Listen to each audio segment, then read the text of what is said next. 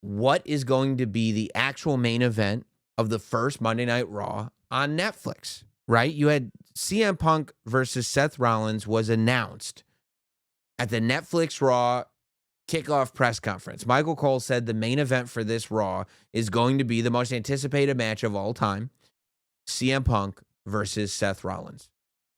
But since then, people have kind of wondered, when you say main event, do you mean last match or do you mean the thing that's just being advertised as the main event? Because it's getting very tricky, right? Already for Netflix Raw, you've got Liv Morgan versus Rhea Ripley. You've got Seth Rollins versus CM Punk. You've got Solo Sikoa versus Roman Reigns in Tribal Combat.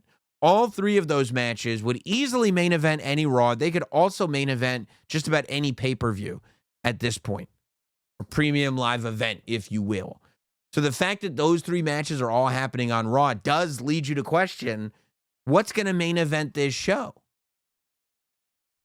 For me, we had this question, I think when it was really like, let's think about this. The last time was, I want to say, Bad Blood in October. When it's like, you've got Roman and Cody versus Solo and Jacob, but you've also got CM Punk versus Drew McIntyre inside Hell in a Cell. And I said, the week before Bad Blood, you got to do the Hell in a Cell match as the main event. And they didn't. But why didn't they? Because of the finish. Because The Rock coming back. And if you had told me The Rock was going to stand in the entranceway, put his three fingers up, slit his throat, and walk out, then I would tell you, no, that's not how you open a pay-per-view. That's how you close one. No, that if I had a Hell in a Cell match, I would not want to follow The Rock making a surprise return. No, that should be how you end the show. So that's kind of where I'm at with Netflix Raw. Every part of me, and maybe it's because it's the bloodline, and maybe it's because of how we've been conditioned to view the bloodline. But it's hard for me to imagine that Roman Reigns versus Solo Sikoa in Tribal Combat for the Ula Fala would not be the main event / last match of the first Monday Night Raw on Netflix. But if you told me that's going to be the match they put at 10 o'clock or 9 o'clock or however long this show is going to be, and the last match is going to be Seth Rollins versus CM Punk, I would get that too. I think that the question is not which story deserves the main event more. The question is, what's the finish? That's it. To me, that's the only thing that matters. Like, both of those matches could be in the main event of this show. But what's the finish? Especially because it's a Monday Night Raw. And what's going to be the goal for week 1 of Monday Night Raw on Netflix is to get as many sets of eyeballs as you can on Netflix. Raw being on the biggest streamer in the world is an amazing thing because now more people have access to this show simultaneously than ever before. And you've got the ability to put this show on for new people and pick up new fans. However, the people who are traditional television viewers will not find it as easily.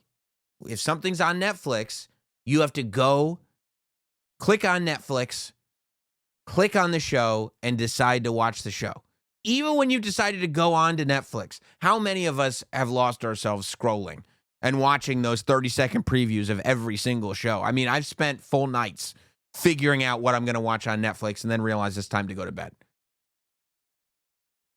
So you have to go like, it's Monday night, I'm turning on Netflix. The goal of episode 1 is going to be to get as many people as you can across the entire globe to decide to push the Netflix button so they can watch this show. As soon as that show is done, the minute it ends, what is the next goal? To get people to click Netflix again the next Monday. You have to develop a new habit with viewers. You have to make it so that it's second nature, that if it is Monday and it is 8 p.m. Eastern in the United States, whatever time it is around you, I'm turning on Netflix so I can watch Raw. And how do you do that over the course of several weeks? You have to make it can't miss. So to me, I think it's essential that the end of the show be something that makes you want to watch the next show. Either a cliffhanger or a moment so big that you go, I can't wait to see what they do next. So where does that cliffhanger lie? I think when I look at Roman and Solo and when I look at Punk and Rollins, I'm not convinced that either one of those matches is the last time that match happens. If one of those matches has finality to it, it's probably going to be Roman and Solo. Because there's more for Roman to move off into, and I don't think that the Punk Rollins story, all we've done is scratch the surface on. We're not ready to move on to the next thing for Punk after one match with Seth Rollins. So, but all that said, if the story moving forward is Drew McIntyre and the Bloodline, if you've got The Rock showing up, then Tribal Combat should conclude the night. But if the story moving forward is whatever's going to happen with Punk and Rollins, however you figure out that finish that leads you someplace else, whether it's a CM Punk loss, whether it's whatever it is, maybe that should be the one.